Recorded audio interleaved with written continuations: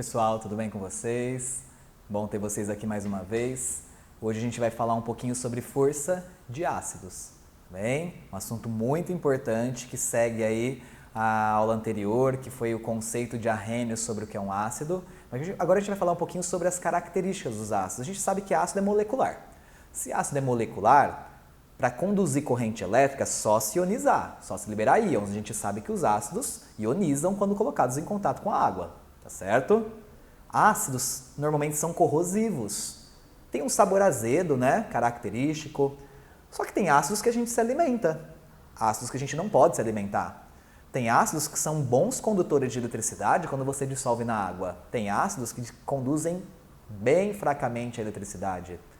Tudo isso que eu estou falando está relacionado com a força dos ácidos.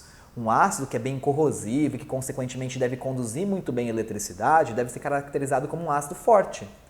Ácidos fracos, ácidos moderados, têm intensidades menores em relação ao ácido forte. Então, a força de um ácido está relacionada com a intensidade das suas características.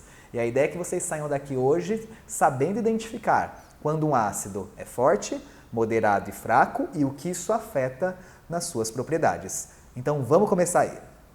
Para começar a falar sobre força de ácidos, vamos entender primeiro o conceito de força de ácidos. Para isso eu vou dar um exemplo hipotético aqui. Vamos imaginar que a gente tem a seguinte situação. 1000 moléculas de HCl. Até estranho imaginar apenas 1000 moléculas de HCl, mas vamos fazer como valor hipotético mesmo, que eu tenha 1000 moléculas de HCl sendo colocadas em contato com a água. A gente estudou na aula passada o que acontece quando a gente coloca um ácido em contato com a água, não é mesmo? A gente sabe que quando a gente coloca um ácido em contato com a água, ele sofre ionização, liberando íons positivos e negativos. O positivo é sempre o H+, se for um ácido. Nesse caso, se eu tenho 1000 moléculas de ácido clorídrico, era de se esperar que eu liberasse 1000 íons H+, e que sobrasse 1000 íons Cl-, concordam? Mas na prática isso não acontece. Não acontece por quê? Nem todas as moléculas de um determinado ácido que você coloca em contato com água sofrem ionização. Normalmente é só uma parte que sofre. Vamos supor, aqui eu estou dando um valor hipotético também para vocês, que dessas 1000 moléculas, apenas 900 ionizam.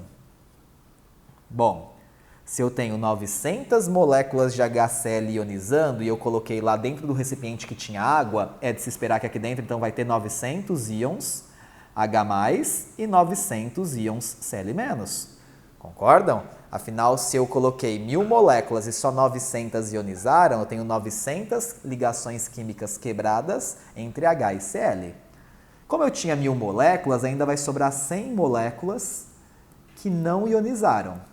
Aí se eu estou informando para você, você não precisa memorizar, o exercício te traz. Se eu tenho 100 moléculas que não ionizaram, eu ainda tenho lá dentro do recipiente 100 moléculas de HCl, beleza? A força de um ácido vai estar relacionada com isso aí, com a porcentagem de moléculas de um ácido que sofre ionização. E essa porcentagem de moléculas está relacionada com uma grandeza na química que a gente chama de grau de ionização. O que é o grau de ionização? Vamos colocar aqui do lado. O grau de ionização nada mais é do que essa porcentagem de moléculas que sofre ionização, que a gente utiliza a letra grega alfa para representar.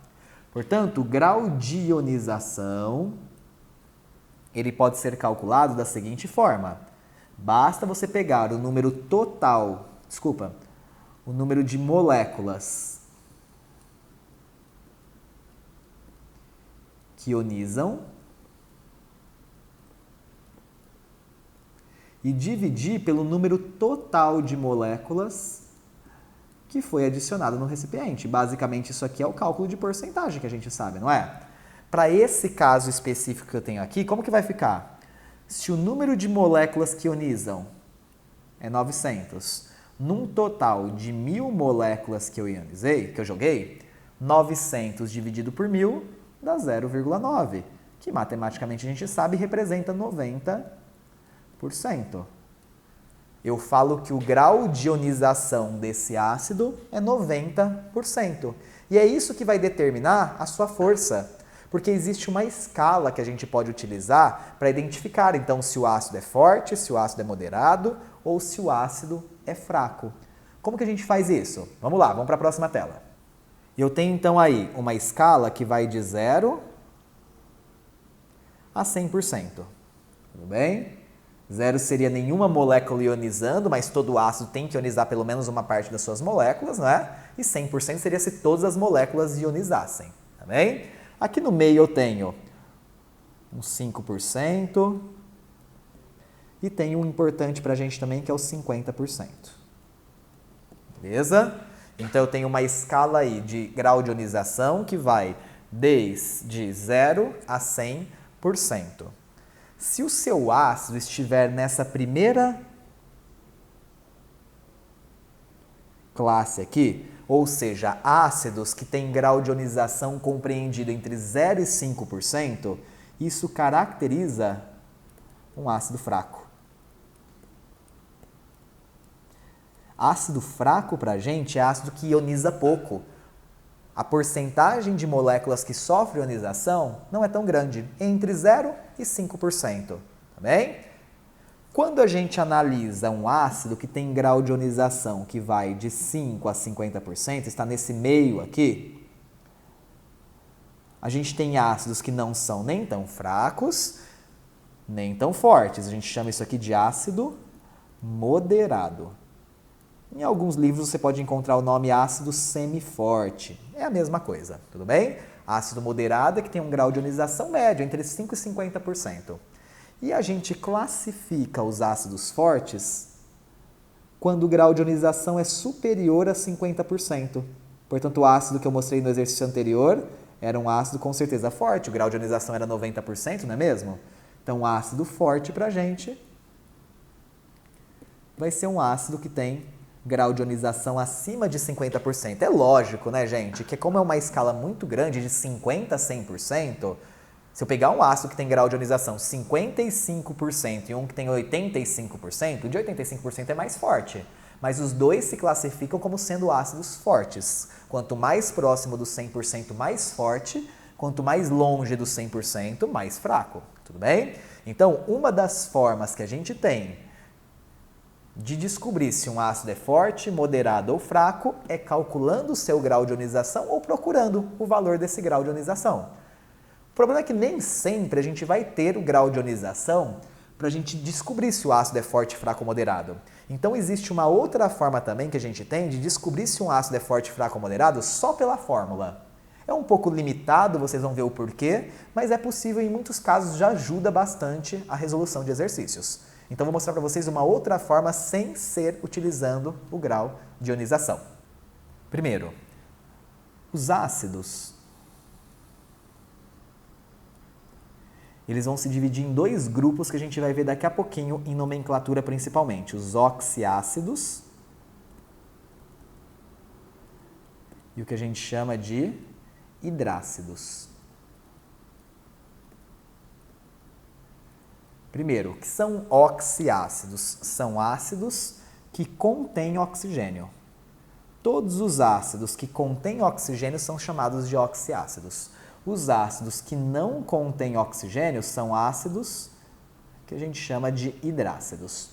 Para os oxiácidos existe uma regra que a gente pode utilizar.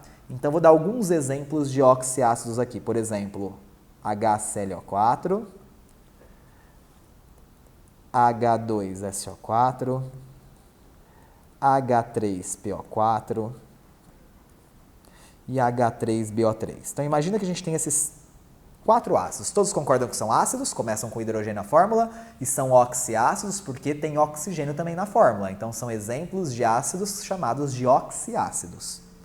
Existe uma regra chamada de regra de Linus-Pauling que faz com que a gente consiga descobrir se esses ácidos se encaixam no grupo de forte, moderado ou fraco. Basta você subtrair a quantidade de oxigênios que o ácido tem pela quantidade de hidrogênios que ele tem. Então, nesse caso aqui, 4 menos 1 vale 3. Vamos guardar esse númerozinho aqui, já eu trato dele. No de baixo, então, fica como? Eu pego 4 oxigênios e subtraio 2 hidrogênios. 4 menos 2 dá 2. Vamos guardar esse númerozinho.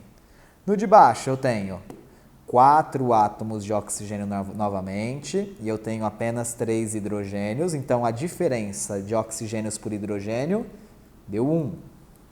E no último caso aqui eu tenho 3 átomos de oxigênio nessa molécula e 3 átomos de hidrogênio, portanto 3 menos 3 deu 0. Segundo essa regra, quanto menor for o número, mais fraco é o ácido. Quanto maior for o valor, mais forte é o ácido. Mas como que a gente define se é forte, moderado ou fraco? O critério é o seguinte: se o valor dessa diferença der 3 ou 2, a gente classifica esses ácidos como ácidos fortes. Se o valor dá 1, a gente fala que é moderado. Se o valor dá 0, a gente fala que o ácido é um ácido fraco. Tudo bem? Então é dessa forma que a gente utiliza a regra de Linus Pauling para descobrir se um ácido é forte, fraco ou moderado. É uma regra limitada porque se você pegar dois ácidos que os dois têm essa diferença valendo 2, por exemplo, os dois são fortes, mas você não consegue me falar qual é mais forte, tá bem? Mas pode te ajudar muito em exercícios. O único cuidado que a gente tem que ter para essa regra de Linus Pauling é uma exceção que existe. A exceção é importantíssima nesse caso. Então, essa regra aqui, ela não é válida para o ácido carbônico. Tudo bem?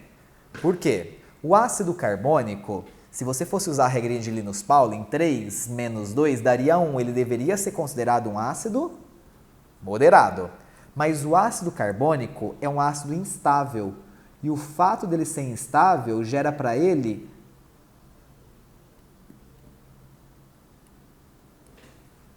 a característica de ser fraco também. Então, o ácido carbônico é uma exceção a essa regra de Linus Pauling.